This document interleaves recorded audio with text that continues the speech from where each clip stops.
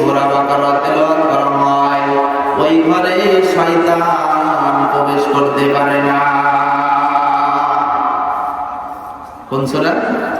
সূরা বাকারা।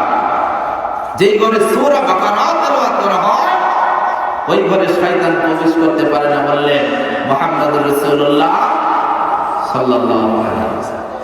আমার পাগল মন সারাক্ষণ নবী নবী বলে, আমার পাগল মন সারাক্ষণ নবী নবী বলে। আমি আশায় থাকি দিবানিশি,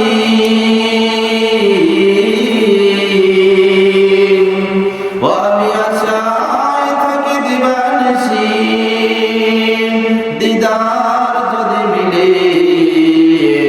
আমার পাগল মন সারাক্ষণ নবী নবী বলে, আমার পাগল মন সারাক্ষণ